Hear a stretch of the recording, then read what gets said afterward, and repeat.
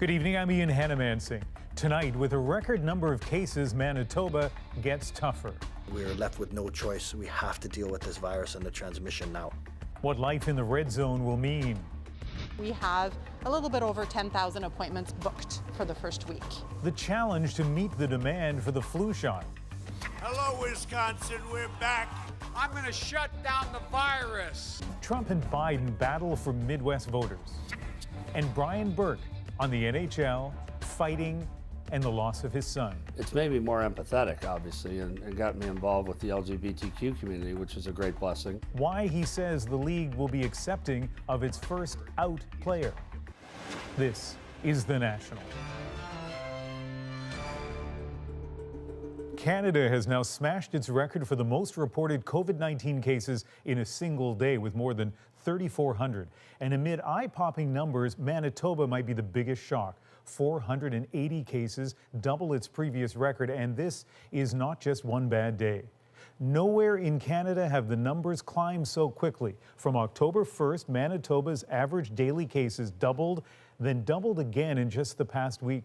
Compared to Canada's other big outbreaks, an average of 200 plus cases a day may not seem like much, but by population, Manitoba's rate is now the worst by far, and it's still accelerating.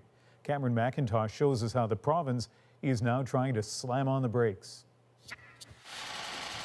Even before he spoke, Manitobans were dreading Dr. Brent Roussen's words. We're left with no choice. We have to deal with this virus and the transmission now. 480 new cases, by far the province's biggest one-day spike, forcing Winnipeg into red-level restrictions, the rest of Manitoba into orange. It's not the time to panic. It's not the full lockdown of last spring. Schools stay open, at least as much as they already are. Non-essential retail can open to 25% capacity. Bars and restaurants are limited to takeout. Today is a hard day. It's happening now because critical care in Winnipeg is reaching its limits. 96% full. Not all COVID cases, but not enough room for cases expected to come. The demand on our hospital and health system will continue to increase. And if that occurs, we will reach a point where our capacity is not able to stretch enough to meet it. All in a province that was nearly COVID-free this summer as the government pushed a fast reopening. Now Ami Hassan is shutting down his falafel restaurant again. On Monday, 80% of the employees won't be here. Winnipeg's mayor urging everyone to stay home Halloween. Now's the time for calm. It's time for compliance. While the premier is warning of steep fines, there has been little effort at enforcement. A group of doctors wrote a letter calling for a full lockdown. I think it's probably insufficient. It's risky.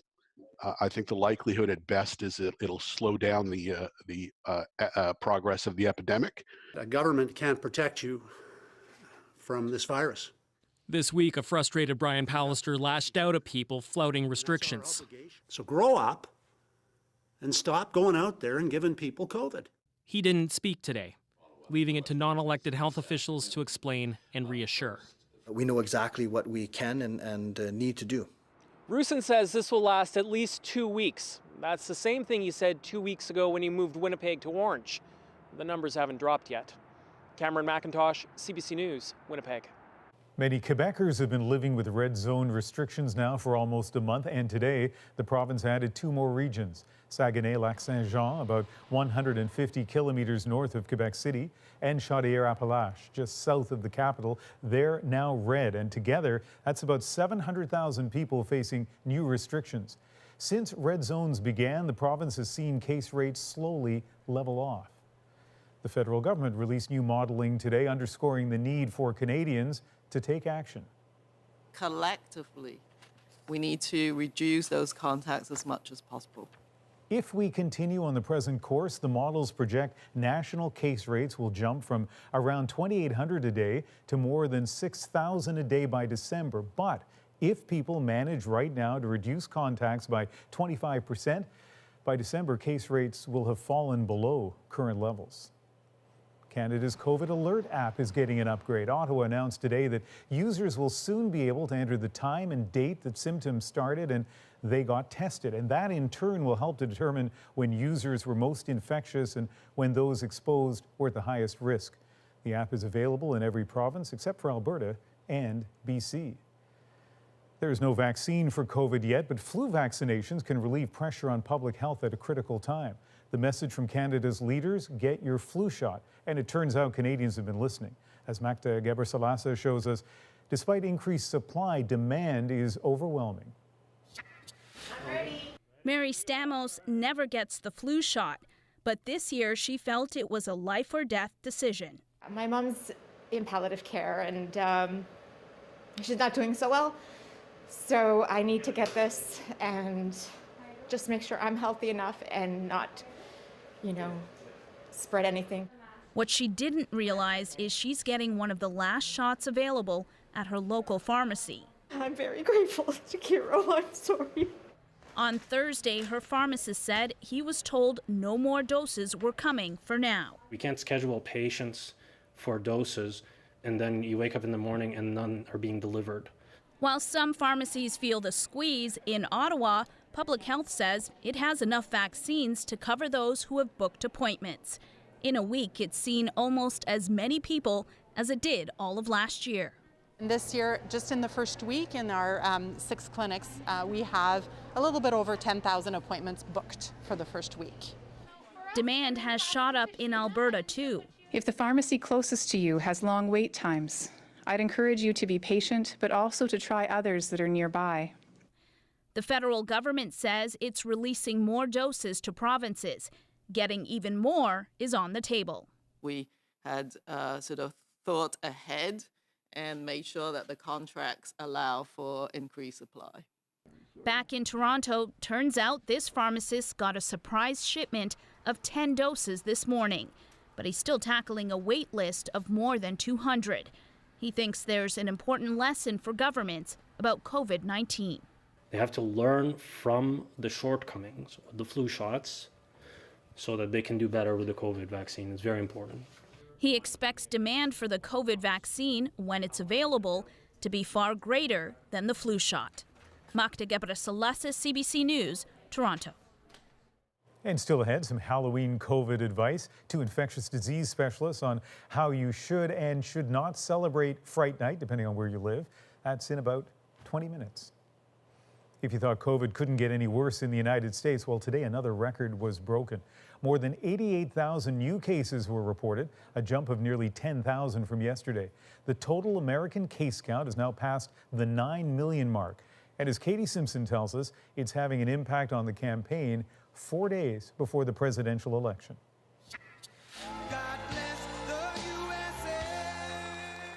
Trailing in the national polls, the president is trying to make the most of his time. Jam-packing his schedule, Donald Trump will hold 4 rallies tomorrow, 5 on Sunday, and another 5 on Monday. We were going to have the easiest campaign in history. I was up so much. Now I got to work, right? I have to work. And that's okay. Trump returned to the Midwestern states that delivered his 2016 win, blaming the pandemic for hampering his re-election efforts. Hello, Wisconsin. We're back. We're back. We're going to win. Thousands of his mostly maskless supporters sympathized, even though COVID is surging through this part of the country. Hospitals in every region of our state are experiencing staffing strains, all while COVID-19 hospitalizations continue to rise. Trump did not acknowledge any strain. Instead, he falsely accused doctors of inflating COVID deaths for profit. Our doctors get more money if somebody dies from COVID. You know that, right? When in doubt, choose COVID. It's true. We have to vote to meet the challenge. Physical distancing is mandatory at Democratic challenger Joe Biden's drive-in rallies. I'm not going to shut down the economy. I'm going to shut down the virus. He too hit the Midwest, including Minnesota. Even though it's considered safe Democratic territory, Biden does not want to repeat the mistakes of 2016 and leave reliable voters feeling unappreciated. I don't take anything for granted. We're going to work for every single vote up to the last minute.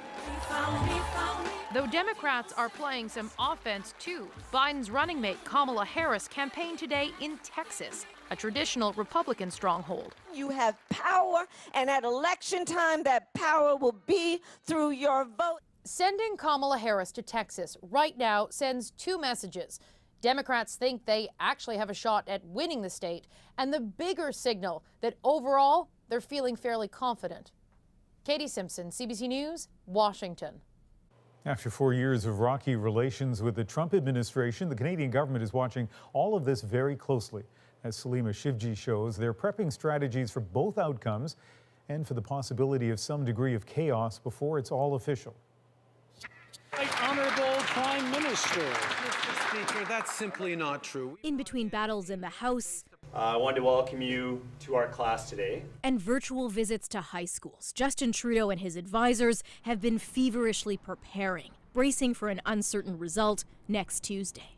Obviously, as a government, we prepare for multiple contingencies and multiple outcomes. If it is less clear, there may be some disruptions, and we need to be ready for any outcomes. The Prime Minister called former Prime Minister Brian Mulroney this week for advice and brought together Canada's ambassador to the U.S. and the heads of all 13 Canadian consulates there for a meeting, something that did not happen 4 years ago.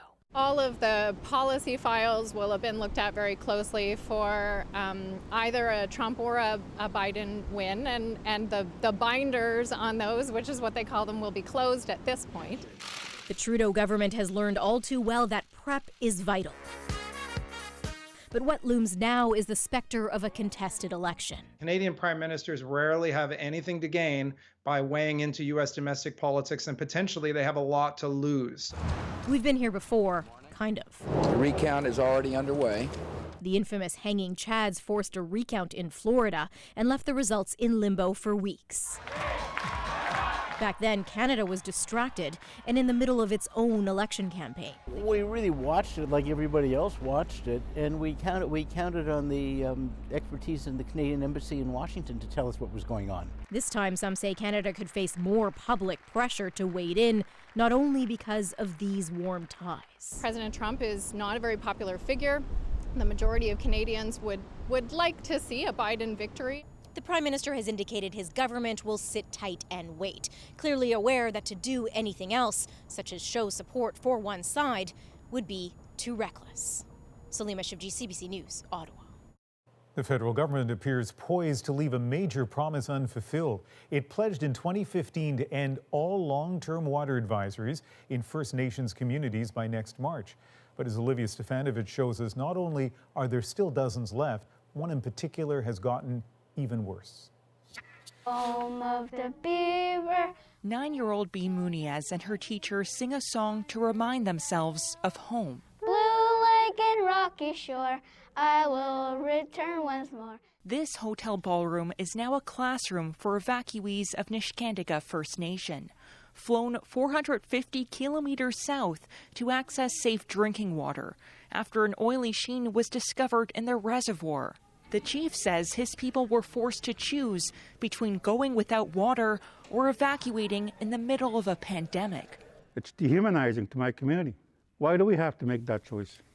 Canadian Rangers were due to arrive in the community today to act as support.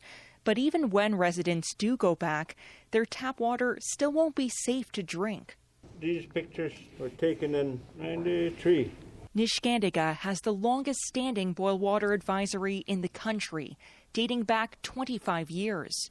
During the 2015 election campaign, the First Nation appealed for the next Prime Minister to intervene, leading to this promise by Justin Trudeau. Canadian government, led by me, will address this as a top priority. Trudeau pledged to lift all long-term drinking water advisories on reserves by March 2021. It's crossed 96 off the list, but 60 remain in 41 communities. We are still working very hard to reach our goal. CBC News contacted all the First Nations that still have advisories. Nearly half say they won't have safe water running by the government's deadline due to construction delays and slowdowns caused by COVID-19. I'd like to play a short video what they sent. Okay, here it goes. Are we gonna get help? When is the water going to be fixed? When are we going home? Those questions remain unanswered. Olivia Stefanovic, CBC News, Toronto. A First Nations band in southwest Nova Scotia says it will not fish its commercial lobster licenses this season. Discussions with the fishermen that will be leasing those licenses are local band members, and they don't feel safe out there. Sabega-Negedi band members say they will continue to operate their, quote, moderate livelihood fishery in the region. The RCMP, meantime, is looking to identify 2 men they believe connected to a fire that destroyed a fish plant last month. The plant was used to store lobster caught by Mi'kmaq fishermen. The Liberal government is revising its immigration plans disrupted by COVID-19. Ottawa hopes to bring in more than 1 million people over 3 years, citing the need for skilled workers and economic growth. Evan Dyer now with the details and the reaction. It's no secret that the pandemic has made moving around the world a lot harder. We hope that we will be at least at half of our overall target for 2020, and we look forward to making up for lost time going forward. Ottawa hoped to bring in about 700,000 immigrants over the next couple of years. Now it will invite an extra 50,000 in each of the next 3 years. The numbers were based on the assumption that borders and flows will open again here in the new year. We will have to see how that goes. The business community is mostly in favor despite pandemic job losses. We have higher unemployment than we did before the pandemic, but we're also hearing from our members across the board about labor market gaps and inability to fill vacancies. Ordinary Canadians are divided. They need younger people, educated people to come to the country and make the economy thrive. I just think that it should be held off until we're through this. Why are we spending money when we should be spending on others coming in when we should be spending money on our own? He needs to explain how that's going to work with the unemployment numbers we're facing. My answer is very simple. Immigration creates jobs. 1 in 3 business owners is an immigrant. They employ over 250,000 Canadians on their payrolls. Conservative immigration critic Raquel Dancho says the pandemic, rather than the minister, will ultimately decide how many immigrants make it to Canada. So bringing in over 400,000 people, which is more than in successive generations to bring into Canada when the world's borders and visa offices and embassies are closed and the Liberal government has failed to provide widespread rapid testing, is just complete fantasy. The opposition says the government needs to process new arrivals better than it has done, and that means better and faster screening for COVID-19. Evan Dyer, CBC News, Chelsea, Quebec. For the first time since leaving his job in August, as the We charity controversy swirled and leaks suggested he was at odds with the Prime Minister, former Finance Minister Bill Morneau is giving a sit-down interview. He's running to become Secretary General of the global economic think tank OECD. And he tells our chief political correspondent, Rosemary Barton, the resignation was necessary. I just wonder whether we would be having this conversation and you would be running for this job if those other things hadn't happened, the leaks and the We controversy. Well, let me tell you, I think we would, because I really was thinking about the Secretary General of the OECD job before and recognized that you can't be a sitting finance minister and run for a global position at the same time. So that was my conclusion. So, you know, it always is a little bit messy when you leave politics. I mean, that's kind of the nature of the sport. There are no rules, and you've got to find your way out. And I'm happy to have done it, and I'm looking forward to the next steps. You can watch Rosie's full interview this Sunday on her brand new show. Rosemary Barton Live airs at 10 a.m. Eastern on CBC News Network, GEM, and cbcnews.ca, and 11 a.m. everywhere on CBC Television. Overseas in Turkey, more than a dozen people have been killed and hundreds injured when a massive earthquake struck between the Turkish coast and Greece. Stephanie Mercier has the details.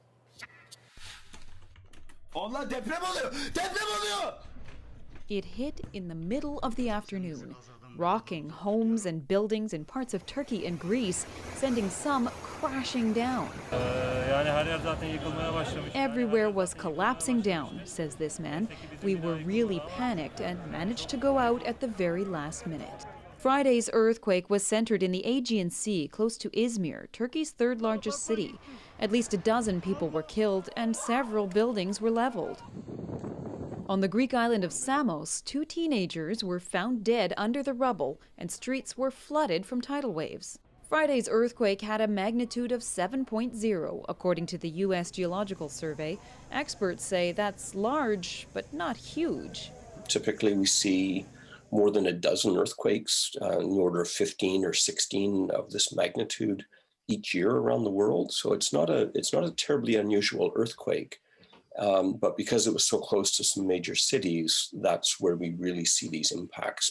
Drone footage shows some of those impacts in this part of Turkey, where experts say quakes are also commonplace. Some are already raising questions about the construction of newer buildings.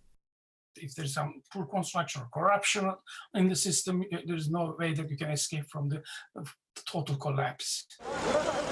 Rescuers worked after dark, even as aftershocks continued to rattle. The additional challenge, as with everything these days, is COVID-19, keeping people isolated even when their homes are gone. Stephanie Mercier, CBC News, Vancouver. Torrential rain is being blamed for a landslide that left at least 9 dead in El Salvador last night.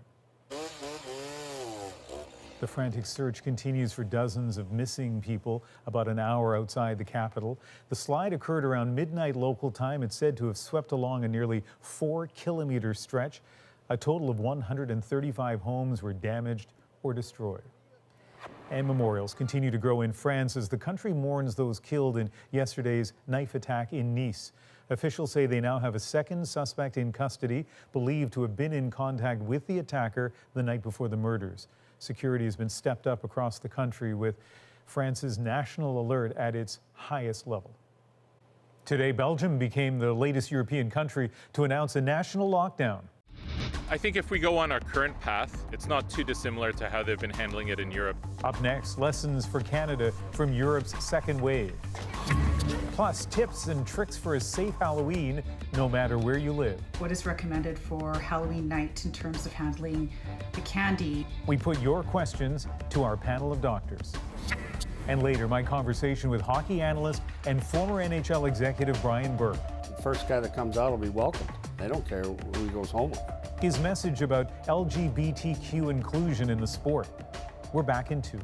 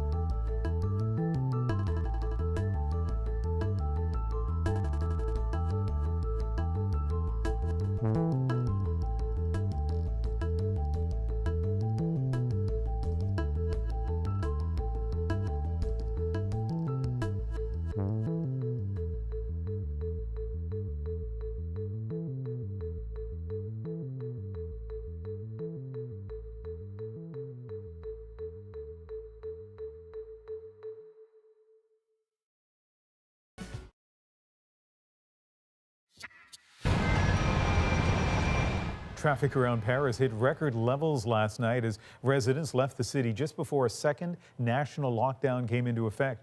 People have been ordered to stay home except for essential work or medical reasons. Belgium also set to go into lockdown starting Monday as the country battles one of the highest infection rates in Europe.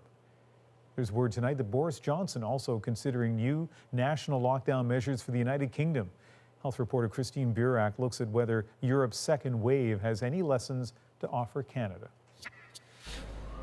People now need a good reason to be outside anywhere in France. Hospital beds in Belgium are full. Patients are being sent to Germany, which is also moving back into partial lockdown. The virus will overwhelm our healthcare systems if we do not act urgently. The virus is spreading so fast in some European countries, it's beyond worst-case scenarios. We asked infectious disease experts if Canada could be headed the same way. I think if we go on our current path, in terms of how we're handling COVID, it's not too dissimilar to how they've been handling it in Europe, to be honest with you. Dr. Andrew Morris says Europe and North America are following a hammer and dance approach. Hammer the virus with lockdowns, then reopen and dance around it, trying to maintain low levels of transmission, while some Asian countries like Japan and South Korea are aggressively testing, tracing and isolating cases. What they've tried to do is not only beat it down a first time, but really not ever let COVID reemerge to any degree after that initial hammer. But country comparisons can be tricky. It's very hard to footprint those success stories here, dealing with the context of our culture, our geography, our politics, and our privacy issues. Canada is often referred to as a country of rule followers, but Dr. Chagla says COVID fatigue in Europe offers important lessons for this country. You're getting less and less public buy-in, and it is much more important to get that communication out there and to get the public as a stakeholder. Most experts say at this point transparency is crucial. They say without using names, health experts should start revealing chains of transmission between people, show how easily this virus moves. It could persuade more Canadians to reduce their contacts. Christine Burak, CBC News, Toronto. When we come back, staying safe this Halloween. What should trick-or-treating during a pandemic look like? Our doctors are in with their do's and don'ts. And later, how streaming services are helping bring the Halloween party to you this year.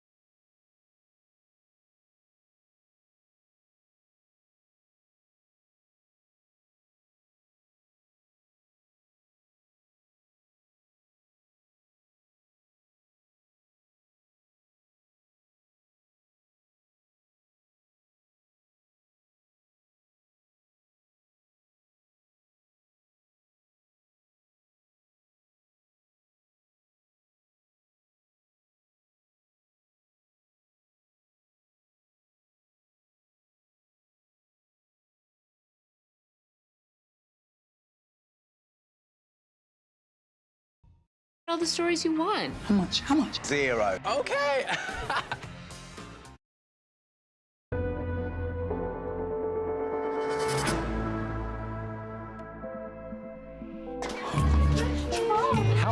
likely a little scarier for most Canadian families this year as they try to navigate trick-or-treating during a pandemic. Many of you are probably wondering about the risks. The Prime Minister and his family aren't taking any chances. My family will not be going trick-or-treating this year because in Ottawa and in Ontario, in red zones like Ottawa, they are not encouraging or not recommending trick-or-treating, and therefore we won't be. In Toronto and Ottawa, people are being asked to celebrate Halloween at home. In Quebec, kids can go out as long as they stay with members of their own household. While in BC, health officials want people to keep their trick-or-treating groups to 6 people or fewer. So how can Halloween be done safely in this year of COVID? Oh, some answers. We're joined by infectious disease specialist Dr. Susie Hoda and Dr. Isaac Bogosh. And let me start with you, Dr. Hoda. In Ontario, as you know, the message in many zones not to go trick-or-treating in those hot spots. What do you make of that advice? Well, I think first and foremost, we all have to follow what our public health authorities are telling us to do in the region where we live. But that said, I personally don't think that trick-or-treating itself is the riskiest thing that you can do in Halloween. I mean, it's primarily done outdoors, and it's not that hard to actually integrate public health safety measures into your trick-or-treating. What I worry about is by prohibiting trick-or-treating in some hot spots, people might end up having parties instead. And that's where we're seeing a lot of transmission happening. And it's been continuing to drive transmission in hotspots and what we should be avoiding. And Dr. Bogosh, what would you like to add? I completely agree with Dr. Hota. I think this can be a low-risk endeavor, but of course we should be adhering to our public health guidelines. And people should just look out to see what the recommendation is for their region and adhere to it. It's as simple as that. Now, there are many places across the country that are allowing trick-or-treating. Some have local guidelines. Some aren't so clear on what people should do. So let's go to a video question. Dr. Bogosh, I'll direct this to you. Here are Leilani and Kaya Wong in Richmond, British Columbia. What precautions are good for trick-or-treaters? All right, Dr. Bogosh, that question. What precautions are good for trick-or-treaters? That's a great question. I think if you are allowed to go trick-or-treating, there's a few precautions that we should all take. One is to stay outside. We know outdoor environments are much safer than indoor environments. The second is to stick within your family unit.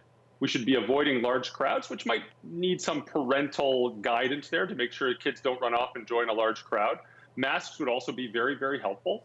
And then, of course, we have to adhere to good hand hygiene in addition to that. So it's a good idea to have some alcohol hand sanitizer with us. But those are just simple rules, simple things that we can abide by to make trick-or-treating a lot safer. All right. Dr. Hoda, here's something you and I spoke about last weekend on Cross Country Checkup. This is in a video question from Lori Checkley in Calgary.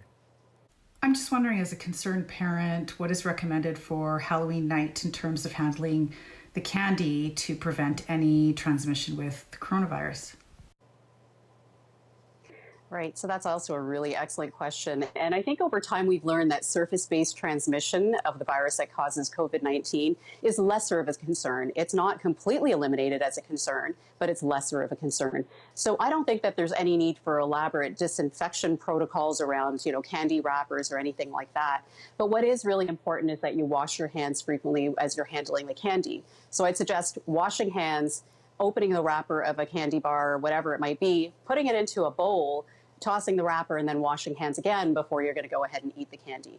Now, if people aren't comfortable with that because they're really in an area where there's more COVID than they'd like to see, you can quarantine the candy for 3 days. Just be prepared to have patience on hand for your children who might not really like that idea. Yeah, that's the mother in you as opposed to the doctor in you coming out with that last little bit. And so let me get a last comment from each of you. Here we are on the eve of Halloween, and as parents, you know how important that night is to kids, but also as infectious disease doctors, you know how important it is, as you've said, to follow the rules. So, Dr. Hoda, last thoughts on this?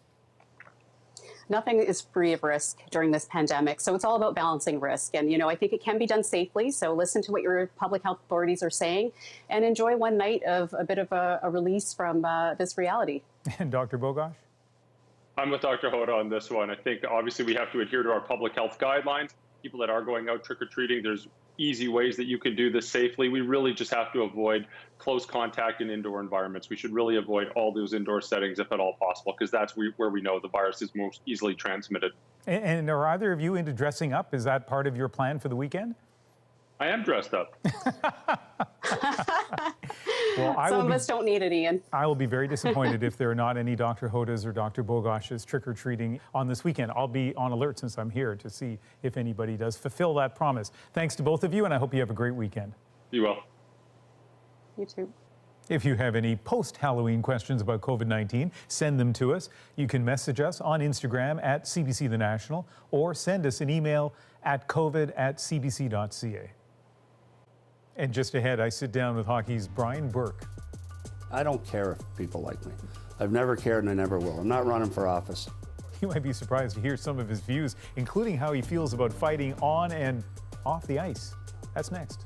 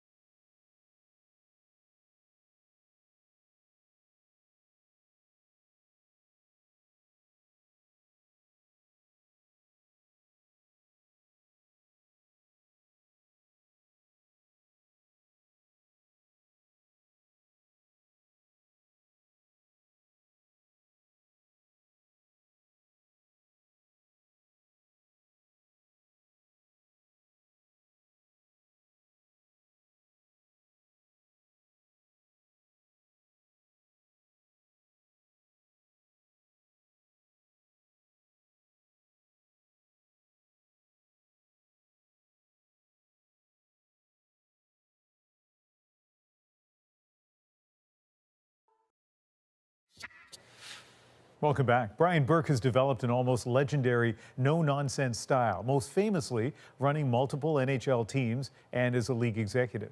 We talked about his new memoir, his insights on hockey, family, and from a guy with a gruff exterior, about empathy.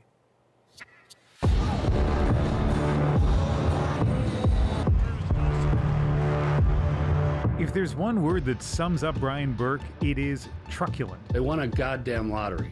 They got the best player in the game. Is that available to me? He played with truculence, and it's a quality he sought out on the NHL teams that he built. Turning truculence into a hockey term, well, that also tells you something about the cerebral side of Burke. Harvard Law grad, analytical, but also gruff and fearless, a quality you can see in his current job on Hockey Night in Canada. Whether it's his defense of fighting or his support for LGBTQ causes, You Can Play works to eliminate anti-gay attitudes in sport. We're now joined by hockey players from around the world supporting my son Brendan's simple message. And in part, it's a way for him to honor his son Brendan, who died in a car accident. and he wrote about that in his new memoir, Burke's Law. He was handsome and smart and sweet, and everybody loved him. I know that he would have been a star, and we're going to make sure that his legacy continues. We spoke in his Toronto home, careful to stay distant physically. How are you? Good. How are you? Good. Shake hands, but we're not supposed to. Exactly. We'll stay 6 feet apart here. And the tie remains untied? The tie remains untied. Okay. Hockey fans know who you are, but probably some of our viewers don't. How would you describe yourself to them? Well, I think C is the persona I wanted to cultivate as a league executive and a team executive was a gruff, no-nonsense guy. And that's what people think, and that's fine. Okay, so flesh that out for us a little bit. What are you actually like? Well, around my family and friends, I have a good sense of humor. I like to joke around. Like to have a beer, like to talk hockey, like to spend time with my kids. I do a lot of charitable work, and people know about some of that, and a lot of it they don't, and that's fine too.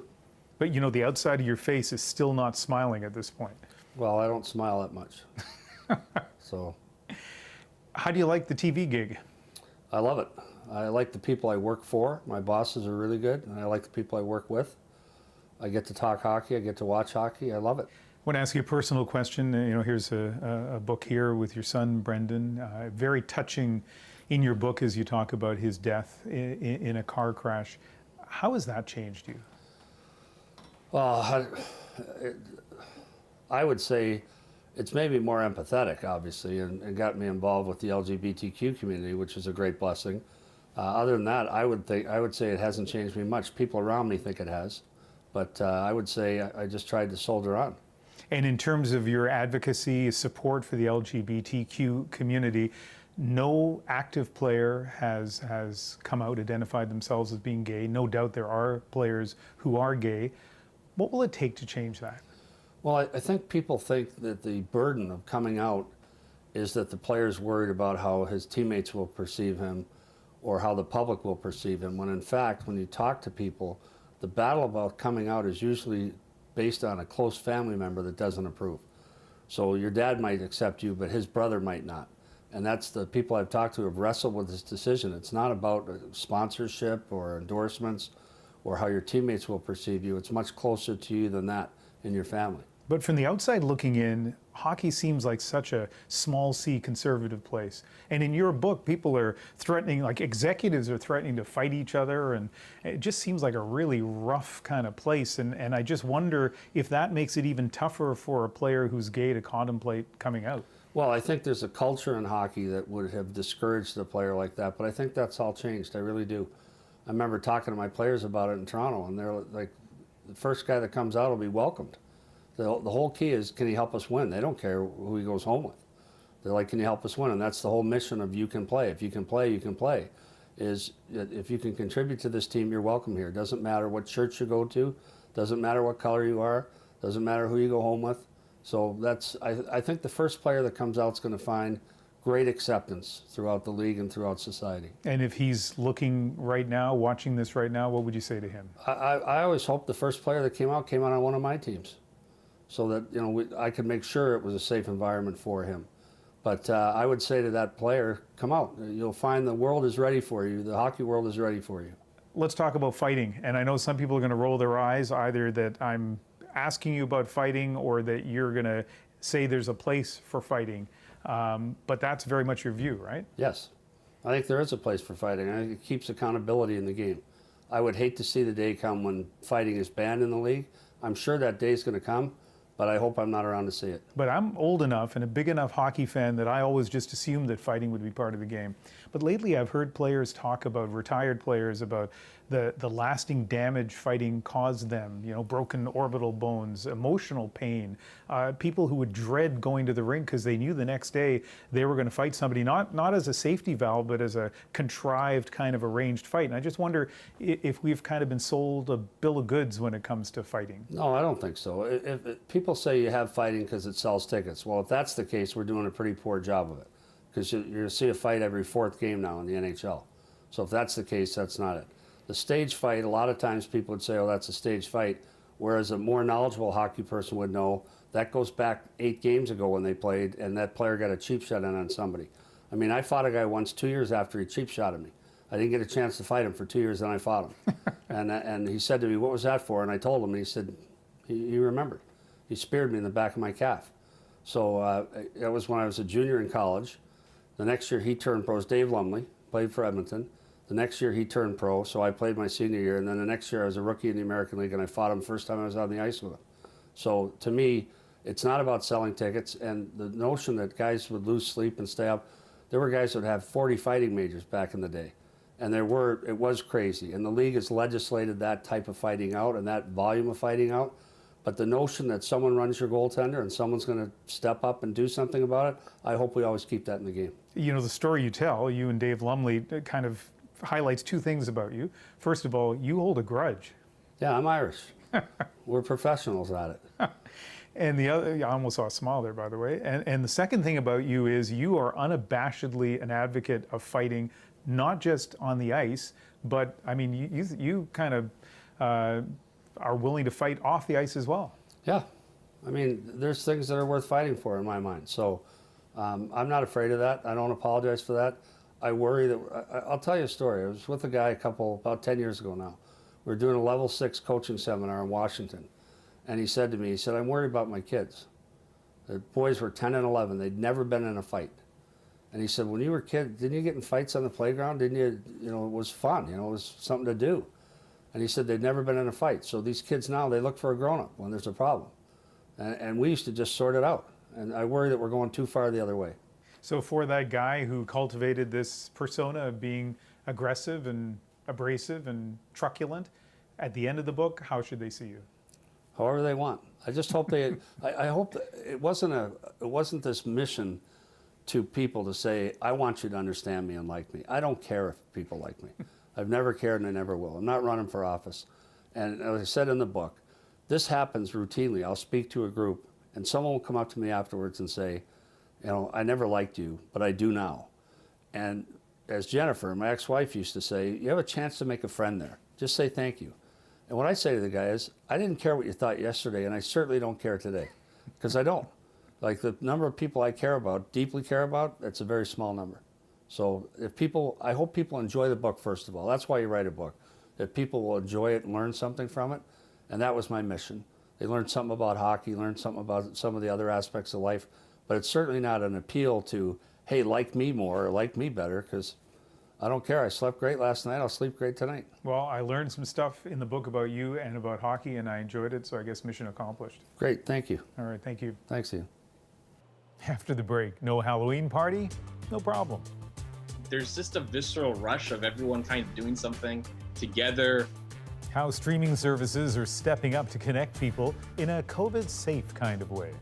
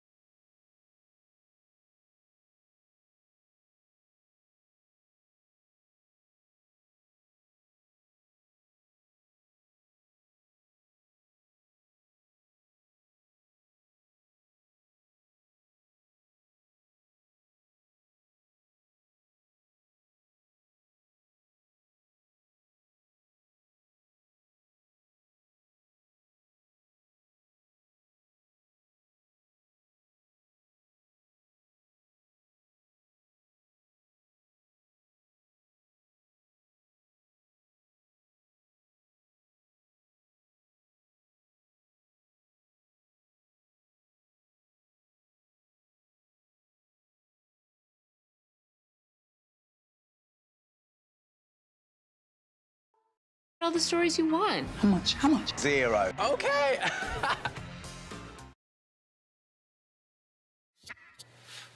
Welcome back. With Halloween almost here, many Canadians are struggling with disappointment. Physical distancing means no big parties, which is too bad since it's hard to fully show off that clever astronaut werewolf costume on a 20-person Zoom chat. I'll just let that sink in for a moment.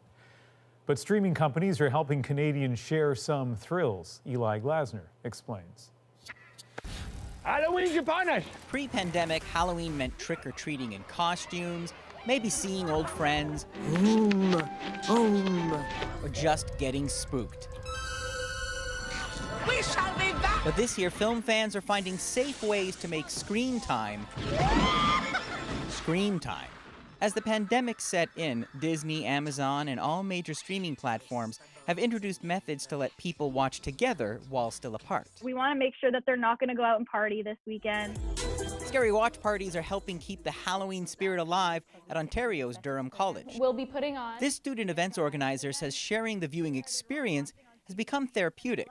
And I'll go into these chats and just start engaging because we're missing that for our mental health. We're missing that connection. I just embarrassed myself in front of Mr. Nicolas Cage. Film curators like Peter Kapowski, used to sharing cult cinema treasures with fans, are now hosting live screenings on the video game streaming site Twitch. You know, I've always enjoyed wanting to show these movies with an audience is because I love the communal aspect of an audience reacting to a movie together. I forbid you. Whether it's joining forces with independent theaters or screening from the radical editing collective Racer Trash, Prince Dracula. The result is a rowdy chat room with the same electric atmosphere. And there's just a visceral rush of everyone kind of doing something together in support of film and the shared passion that's really infectious. When it comes to cinema, anything goes. This weekend, Andrea Subasati will be one of many horror hosts presenting Halloween watch parties. She says home viewing just fits. Those among my age group came of age watching horror on VHS. Like they would get it from the video store, they'd watch it in their parents' basement. So I actually feel like it's something of a return to form. It's showtime. The safe way for some scary good times. Eli Glasner, CBC News, Toronto. Up next, how kids are getting creative this Halloween. 3, 2, 1. From candy cannons to distinctly 2020 costumes. Their stories next in our moment.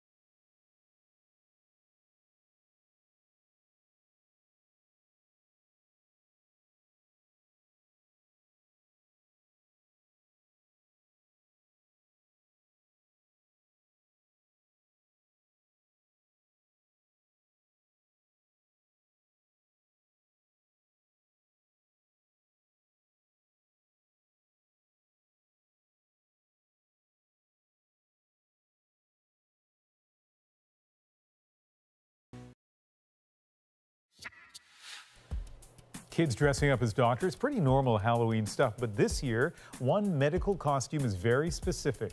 9-year-old Addie dressing up as New Brunswick's Chief Medical Health Officer, Dr. Jennifer Russell.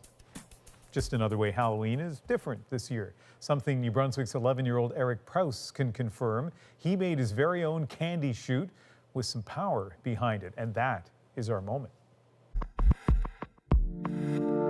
We're looking at a candy cannon, homemade, and it is made out of about 6 pieces.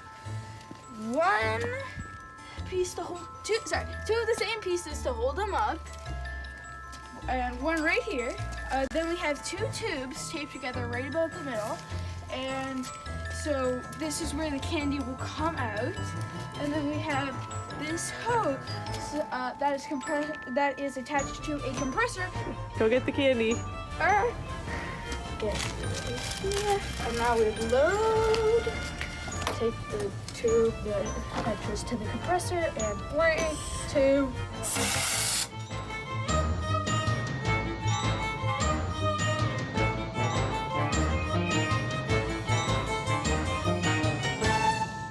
So I don't want to say good things have come out of the pandemic, but it is interesting to see some of the creativity around Halloween. And I know we were talking about it last week on the radio on Cross Country Checkup, how many creative candy delivery systems there are across the country. Plus, people dressing up as medical health officers. There better be a Dr. Bonnie Henry. Somebody wants to dress up as an aging news anchor.